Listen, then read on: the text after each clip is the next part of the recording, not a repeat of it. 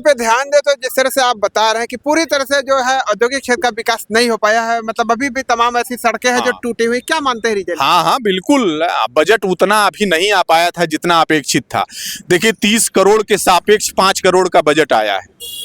विगत 4-5 वर्षों से उत्तर प्रदेश इंडस्ट्रीज एसोसिएशन औद्योगिक क्षेत्रों की अवस्थापना संबंधी समस्याओं को लेकर के विभिन्न फोरमों पे अपनी आवाज उठाती रही है।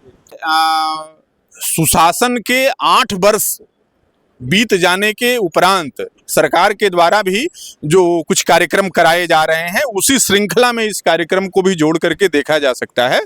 पत्रकार हैं, आप देखे हैं कि यहाँ की सड़कों पर किस तरीके से हमारे उद्यमी चलते थे। उनकी गाड़ियां यहाँ रोड पे ही खड़ी हो जाती थी, अंदर गाड़ियां नहीं आ पाती थी। बरसात के महीनों में माल पलटी कराना पड़ता था। आप तो उसके प्रत्यक्ष प्रमाण रहे हैं। जो सड़कें हैं, अन्य जो अवस्थापना संबंधी कार्य है जो छूटे हुए हैं, उनको भी कराए जाने की योजना है। इन्हीं सब बातों को लेकर के आगामी 26 तारीख को ये कार्यक्रम रखा गया है। यहाँ पे उत्तर प्रदेश इंडस्ट्रीज एसोसिएशन के अध्यक्ष अरविंद पाठक के द्वारा इंडस्ट्रियल एरिया में जो स्थापना कराई गई है, उसके कार्यों का लोकार्पण कराया जाना है और 26 मार्च को उसकी तिथि घोषित की गई है, जिसको लेकर के क्या तैयारियां चल रही है। आज एसोसिएशन के अध्यक्ष अरविंद पाठक यहाँ पे जायजा ले रहे हैं और हम इनसे बातचीत करेंगे कि जो स्थापना संबंधी कार्य कराए गए हैं, क्या क्या कार्य कराए गए हैं, किन किन चीजों का लोकार्पण कराया जाएगा। देखिए विगत 4-5 वर्षों से उत्तर प्रदेश इंडस्ट्रीज एसोसिएशन औद्योगिक क्षेत्रों की अवस्थापना संबंधी समस्याओं को लेकर के विभिन्न फोरमों पे अपनी आवाज उठाती रही है। उसी क्रम में विभिन्न औद्योगिक क्षेत्रों में अवस्थापना संबंधी जरूरतों को ध्यान में रख करके यूपीसीडा द्वारा कुछ कार्य कराए गए हैं। उसी क्रम में संत कबीर नगर के खलीलाबाद औद्योगिक क्षेत्र में भी आप अभी देख रहे हैं, आपके सामने जो है भव्य प्रवेश द्वार बनाया गया है। रोडों की, सड़कों की, कुछ सड़कों की मरम्मतें कराई गई हैं। सार्वजनिक शौचालय का निर्माण कराया गया है, विद्युतीकरण कराया गया है, रोड लाइटें लगवाई जा रही हैं, कैमरे लगवाए जा रहे हैं, सेंसिटिव कैमरे चारों तरफ लगवाए जा रहे हैं। इन सब कार्यों का लोकार्पण, क्योंकि ये सब कार्य कराए जा चुके हैं, तो इन कार्यों का लोकार्पण आगामी 26 मार्च को दिन में 2 बजे रखा गया है। और सरकार के सुशासन के 8 वर्ष बीत जाने के उपरांत सरकार के द्वारा भी जो कुछ कार्यक्रम कराए जा रहे हैं, उसी श्रृंखला में इस कार्यक्रम को भी जोड़ करके देखा जा सकता है कि सुशासन के 8 वर्षों के दरमियान में जो जो कार्य समाज में कराए गए हैं, उसी श्रृंखला में औद्योगिक क्षेत्र में भी ये कार्य कराए गए हैं।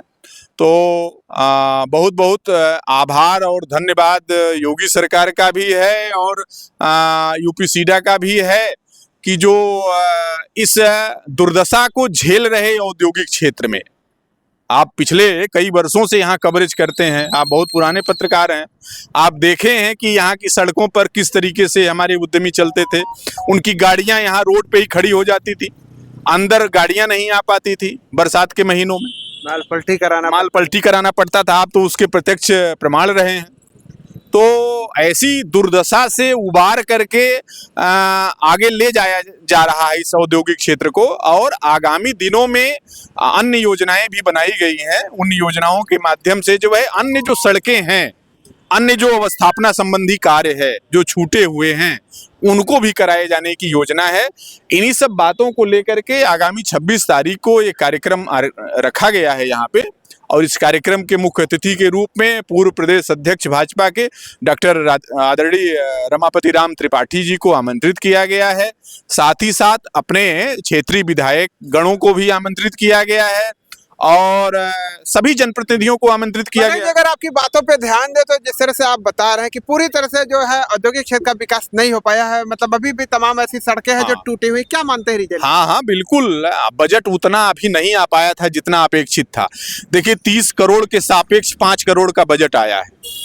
30 करोड़ रुपए का प्रपोजल यहाँ से भेजा गया था और प्रयास करते करते 5 करोड़ रुपए का बजट यूपीसीडा से हम स्वीकृत करा पाए हैं। तो लेकिन आश्वासन दिया गया है कि 31 मार्च के बाद और जो भी बजट है वो दिया जाएगा और भी कार्य कराए जाएंगे। क्या लगता है जो अभी भी विकास से अधूरे रह गए, जो सड़कें टूटी हुई हैं, कई ऐसी सड़कें हैं जो टूटी हुई हैं, नालियों की समस्या है, तमाम इस तरह से व्यवस्थाएं दुर्व्यवस्था है, क्या माना जाए कब तक सही हो सकते हैं? इसीलिए सभी जनप्रतिनिधियों को यहाँ आमंत्रित किया गया है कि जो कार्य कराए गए हैं उनका लोकार्पण हो, और साथ ही साथ क्या कार्य अभी कराए जाने हैं उनके विषय में भी चिंतन हो, उनके विषय में मंथन हो, उनके विषय में जिसको जहां कहने की जरूरत हो कहे, अप्रोच करे, और शासन से शीघ्रता पूर्वक वो बजट आवंटित हो सके और यहाँ कार्य कराए जाए। कहीं ऐसा तो नहीं लगता कि आप प्रतिनिधियों को बुला करके उनके निधि का भी उपयोग कराना चाहते हैं यहाँ पे? नहीं, चूंकि औद्योगिक क्षेत्र में कोई निधि उपयोग नहीं ली जा सकती है, उसकी कुछ बाध्यता है। कोई सांसद लगता है ये आप यहाँ की समस्याओं को विधानसभा में उठाएंगे? हाँ, निवेदन तो करेंगे ही, अपने विधायक गणों से निवेदन करेंगे। भाई इतनी पुरानी औद्योगिक क्षेत्र है, गीडा से भी पुराना है, और आप बहुत पुराने पत्रकार हैं, तो आपको लगता है कि 2005 के बाद से पहली बार यहाँ पे सड़कों की व्यवस्था थोड़ी चुस्त दुरुस्त हुई है। हाँ हाँ, बिल्कुल बिल्कुल, आप सही कह रहे हैं। आप तो हर समय यहाँ खड़े रहे हैं, जब भी कभी आपको बुलाया गया है तो आप यहाँ आए हैं, दुर्दशा को देखे हैं।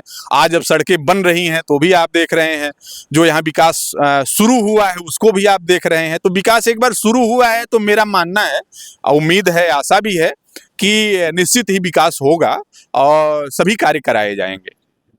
अभी आपने देखा कि हमारे साथ उत्तर प्रदेश इंडस्ट्रीज एसोसिएशन के अध्यक्ष अरविंद पाठक जी थे, जिन्होंने बताया कि औद्योगिक क्षेत्र में जो स्थापना कराया गया है 26 मार्च को इसका लोकार्पण कराया जाएगा। बहरहाल अभी बहुत सारी ऐसी चीज़ें हैं, सड़कें हैं जिनका कार्य नहीं हो पाया है और आज भी ध्वस्त पड़े हुए हैं। पिछले कई वर्षों से ये सब ध्वस्त पड़े हुए थे, लेकिन भाजपा गवर्नमेंट आने के बाद कुछ कार्य कराए गए हैं। आगे क्या होगा ये तो बाद में पता चलेगा कि पूरी तरह से जो सड़कें हैं वो स्पष्ट रूप से बन पाएंगी या फिर धराशायी ही रहेंगी। इस वीडियो पे आप लोगों की क्या राय है कमेंट करके बताइए। मिलते हैं नई जगह पे नई वीडियो के साथ, तब तक के लिए नमस्कार।